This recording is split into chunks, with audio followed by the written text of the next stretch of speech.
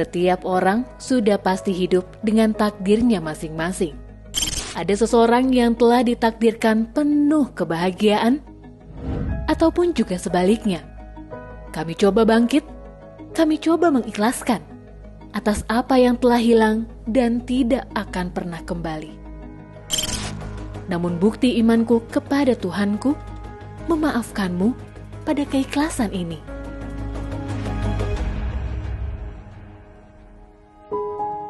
Tahun 2004 menjadi kehancuran bagi hidup saya. Kehilangan pekerjaan, kehilangan penglihatan, bahkan kehilangan sosok wanita yang saya cintai.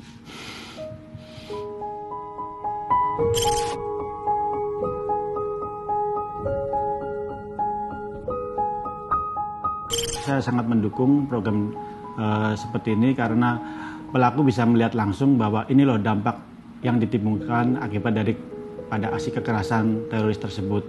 Jadi pelaku seakan-akan benar-benar ditampar dan disuruh melihat langsung ini loh dampaknya yang Anda perbuat gitu kan. Jadi sebagai efek kejut untuk menyadarkan ya harus dengan misalnya dia kan pelaku, jadi harus dengan korbannya.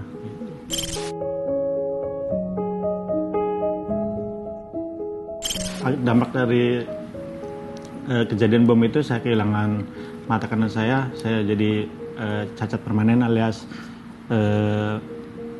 mata kanan tidak bisa melihat lah.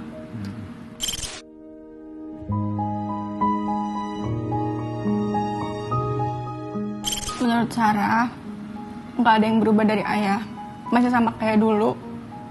Walaupun fisiknya udah berubah, tapi cinta sama kasih sayangnya itu nggak pernah berubah.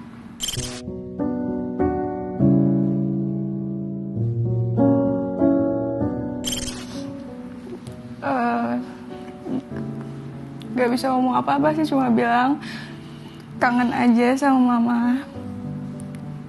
Suka itu apa ya, kayak cemburu kalau ngeliat orang-orang yang lain tuh masih bisa ketemu sama mamanya, masih bisa ngobrol.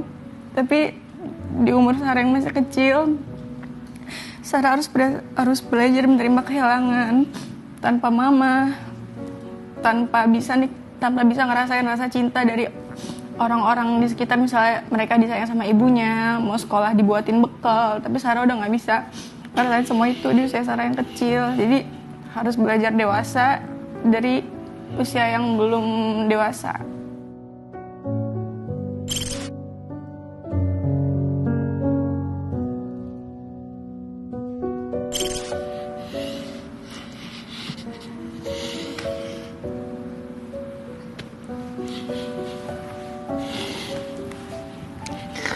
Paling saya bilang, ini loh anak kamu si Sarah sekarang udah gede, udah jadi anak yang pintar, cantik, dan insya Allah bisa membanggakan. Tahun 2003, kegiatan meeting di kala itu menambah catatan penting untuk saya dan juga calon istri tercinta.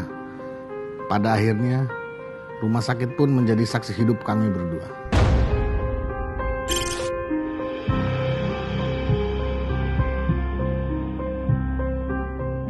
Mungkin orang melihat saya saat itu, ketika itu saya sudah keluar dari rumah sakit, keadaan diperban, terus luka yang masih basah, terus muka saya juga masih ada merah, ada bercak-bercak seperti orang, dan menimbulkan bau yang nggak sedap gitu karena luka dan dicampur obat gitu Mbak ya.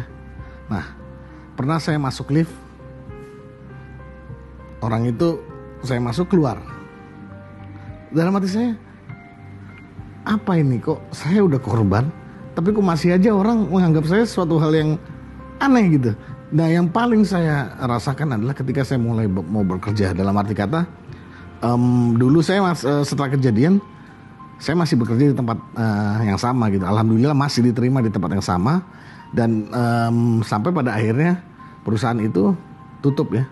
Disitulah mulai saya mencari pekerjaan baru. Saya dianggap sebelah mata, belum dites baru melihat keadaan saya ini, saya dianggap, oh mohon maaf Pak, Bapak nggak qualified. Kenapa saya bilang, kan belum dites, belum ngobrol, belum apa. Oh iya, dari secara fisik Bapak dianggap cacat. Sampai saat ini 3 kali saya sudah melamar dan sudah datang, dianggap saya cacat.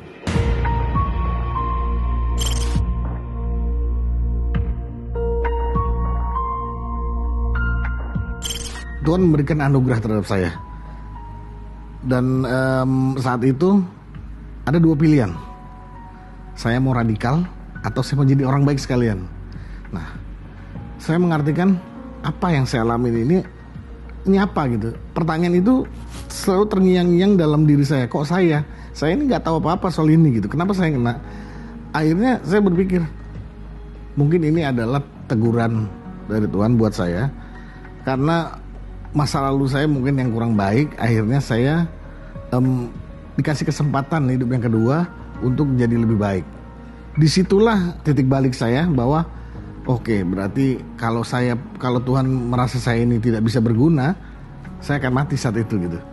Saya dikasih kesempatan untuk hidup yang kedua, ditambah lagi motivasi saya bahwa apa yang saya harapkan masih tetap terjadi gitu, yaitu apa yang paling saya rasakan adalah ketika itu saya mau menikah dan calon istri saya yang saat itu belum jadi istri saya akhirnya tetap mau menikah dengan saya. Itu yang membuat motivasi saya bahwa saya tidak harus menjadi radikal gitu. Saya harus menjadi orang yang lebih baik dari yang sebelumnya, seperti itu. Saya Ibtu Denny Mahyu, tahun 2016 siang saya sedang berpatroli di sekitar pos polisi Tamrin, dan ternyata di tempat itu mengubah hidup saya dengan cepat, meninggalkan luka dan rasa yang teramat sakit. Saat itu dan sebelum-sebelumnya juga, itu saya kalau di Tamrin itu selalu patroli. Jadi mulai dari Harmoni sampai HI pulang pergi, karena saat itu kan untuk roda 2 kan tidak boleh masuk jalannya.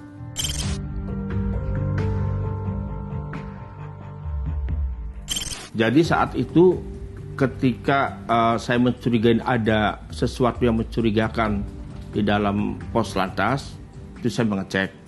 Intinya kalau memang itu bom, saya bisa paling tidak meminimalkan daripada korban yang jatuh. Nah, akhirnya kan meledak itu, ya saya juga jadi korban, orang juga jadi korban. Cuma niat saya mau menolong orang itu saja.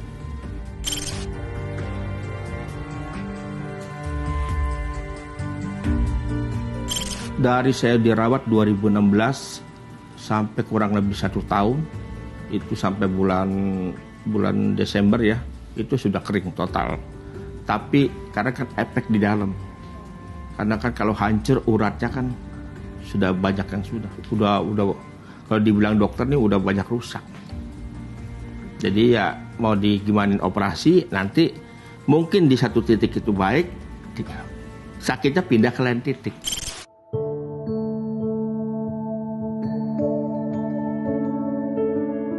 Kepada para penyintas, saudara-saudara saya, yang laki ataupun yang perempuan, saya hanya berpesan satu.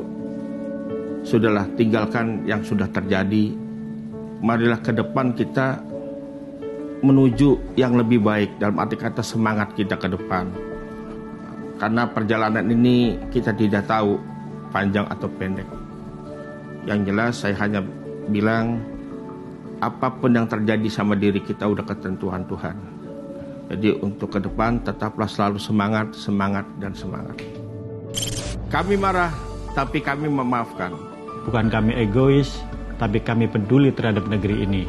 Damai ini bukanlah hanya untuk penyintas seperti kami, tapi damai untuk Indonesia yang harmoni.